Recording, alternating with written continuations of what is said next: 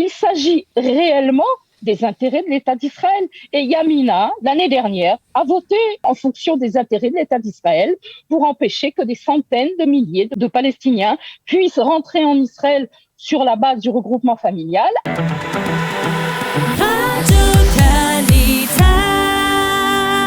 Nous sommes avec Mylène Sima. Mylène, bonjour, Boker Tov. Bonjour Daniel. Alors, tout à l'heure, il y a quelques instants, Amir Weitman du Likoud disait qu'il ne comprenait pas comment une coalition qui s'était formée il y a quelques jours à peine était incapable de faire voter une loi. Il pose d'une certaine manière, il confronte la coalition à ses contradictions. Comment vous expliquez finalement qu'aujourd'hui, dans le cadre de cette loi, dit du regroupement familial ou de la nationalité, la coalition, pour faire passer cette loi, a besoin d'un soutien de l'extérieur du Likoud ou d'autres formations de droite? Alors, je pense qu'on doit l'appeler loi de la citoyenneté, ce serait plus exact. En fait, la coalition n'a pas besoin du Likoud ou des voix de partis de l'opposition. Je pense que cette coalition a des ressorts assez insoupçonnés sur ses capacités de négocier, de trouver des accords avec ces différentes parties. Et je pense que dans ce domaine-là, on sera assez surpris. Non, la question, elle est ailleurs. Elle vient du fait qu'on est assez étonné, pour ne pas dire un peu écœuré, de voir des partis de droite, je parle du Likoud, mais je parle aussi du parti de Bezalel Smotrich, prendre des positions tacticiennes, politiques, de manœuvres politiques, dans le but de faire tomber la coalition, tout simplement, au détriment des intérêts de l'État d'Israël. Et j'étais assez surprise d'entendre votre invité précédent. Mais vous savez qu'on peut vous renvoyer le compliment, hein. On peut dire que aussi on peut être surpris par les prises de position de Naftali Bennett ou de Gideon Sa'ar, qui ont pris des positions qui vont à l'encontre de leur idéologie, peut-être pas aussi pour le bien de l'État d'Israël. Écoutez, j'aimerais qu'on juge sur pièce et j'aimerais que vous me disiez dans quel domaine Naftali Bennett ou Gideon Sa'ar ont pris des positions contraires à leur idéologie. Ce n'est pas parce qu'ils ont fait une coalition avec des partis qui se situent sur un échiquier politique très vaste et quasiment à l'opposé de leur propre positionnement politique. Ils parlent de positionnement politique, mais pas de positionnement idéologique. Pour l'instant, vous mais il n'y avait pas beaucoup d'idéologie, Mylène. Il n'y avait pas beaucoup d'idéologie dans la formation de ce gouvernement. Il n'y en avait pas du tout. Il y avait un seul dénominateur commun, c'était de mettre dehors Netanyahou. Ne parlons pas d'idéologie là-dedans.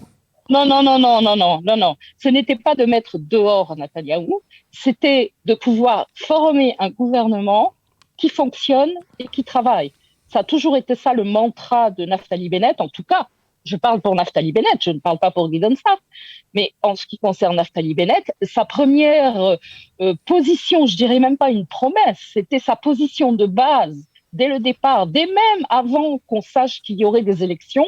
Il disait, il faut enfin qu'on puisse former un gouvernement dans ce pays, qu'on puisse voter un budget, qu'on puisse faire fonctionner l'État, la société, les différents rouages de l'administration, en dehors de toute considération politicienne. Et si possible, que je sois Premier ministre. C'est ce qu'il disait aussi.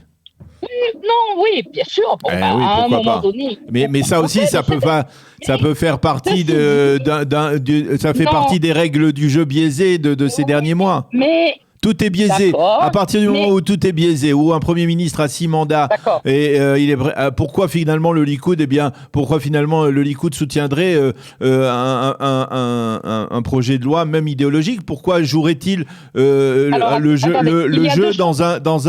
dans une coalition qui n'est pas viable apparemment? Attendez. Parlons de deux choses différentes. Vous m'interrogez sur la formation du gouvernement, ensuite sur la loi en elle-même. Si on parle de la formation du gouvernement, revenons aux fondamentaux.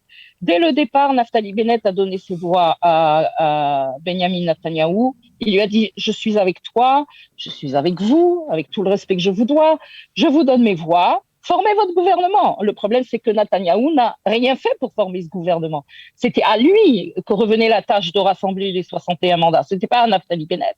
Il n'a jamais rien exigé. Il a toujours dit, je ne demande pas à être Premier ministre dans un gouvernement Netanyahou.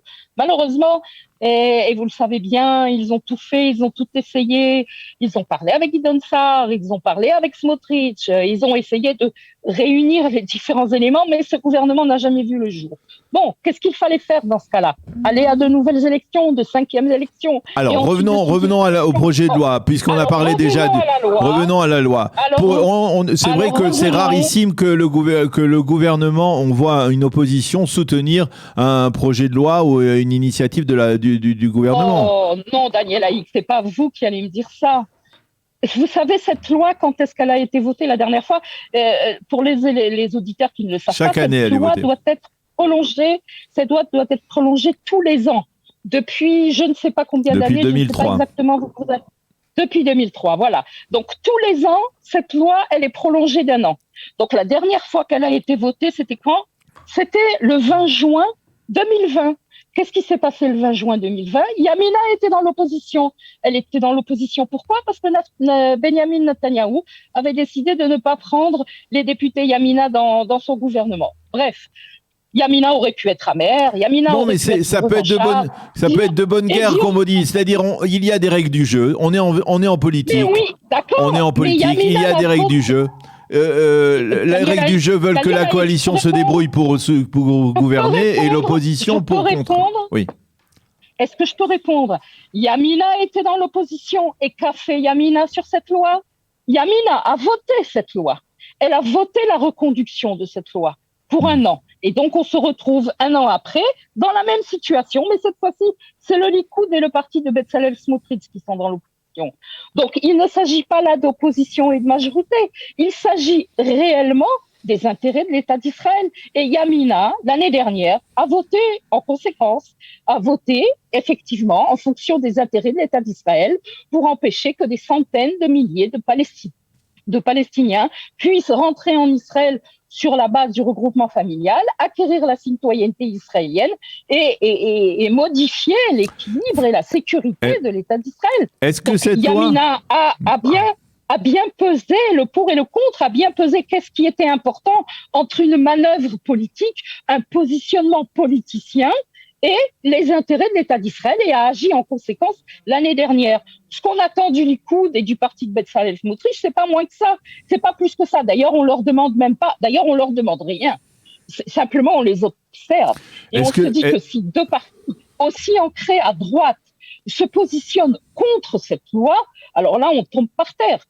Je leur souhaite bon courage pour ensuite revenir devant leurs électeurs, leurs militants, et leur expliquer les raisons de ce vote et leur positionnement par rapport à ce vote. C'est fou ce qui se passe parce qu'on a l'impression que Amir Weitman qui est au Likoud et vous qui êtes à Yamina, deux partis qui sont censés être de droite, sont devenus les meilleurs ennemis du monde, pour paraphraser notre ami Stéphane Amar. C'est quand même stupéfiant. On peut dire que je ne sais pas qui, mais certains des responsables politiques, ça peut être Bennett, ça peut être Netanyahou, ça peut être Sa'ar, eh bien, comme l'a dit Amir, fait voler en éclats une droite israélienne qui, jusqu'à présent, avait la possibilité de gouverner. Daniel Haïk, vous savez très bien qui a fait voler en éclats ce bloc de droite. C'est pas Naftali Bennett, c'est même pas Gideon Sa'ar, c'est Benyamin Netanyahou, lors de la formation de son dernier gouvernement avec Benny Gantz. Ok, il avait alors besoin pas des voix de Yamina, c'est vrai, mais pourquoi a-t-il choisi, alors qu'il avait un bloc de droite, qu'il avait soutenu pendant ces 3 dernières élections, pourquoi lors des 4e élections, après le résultat des 4e élections l'année dernière, quand il a formé son gouvernement avec Gantz, il a choisi lui-même de briser le bloc de droite et de laisser Yamina dehors. Donc, et de ne pas confier de ministère à Gideon Sa'ar, qui était pourtant le 4e ou le 5e sur la liste du Likoud. Donc, et je suis désolée, c'est Benyamin Netanyahou qui est le premier fautif. Après, les autres, les leaders politiques, ils agissent en conséquence. Pourquoi ils resteraient prisonniers d'un soi-disant bloc de droite qui ne veut pas d'eux? Si on ne veut pas d'eux, alors ils vivent leur vie politique et ils essayent de s'assumer d'une autre façon. Et c'est ce qu'a toujours fait Naftali Bennett. Jusqu'aux dernières élections, jusqu'aux dernières négociations, il a essayé quand même, bien qu'il ait dit pendant toutes les élections qu'il n'était pas ni seulement Bibi, ni contre Bibi, il a d'abord essayé de soutenir la formation d'un gouvernement de droite. Ça n'a pas marché. Benjamin Netanyahou n'a rien fait pour que ça marche. Alors il faut bien quand même, ce qui est important, c'est qu'on sorte de ces discussions. Eh bien, on l'a compris, on a bien compris votre message, Mylène. Merci beaucoup de l'avoir formulé ainsi. Merci beaucoup d'avoir été avec nous ce matin. Bonne journée, à bientôt, Mylène. Je vous en prie, merci beaucoup, Daniel.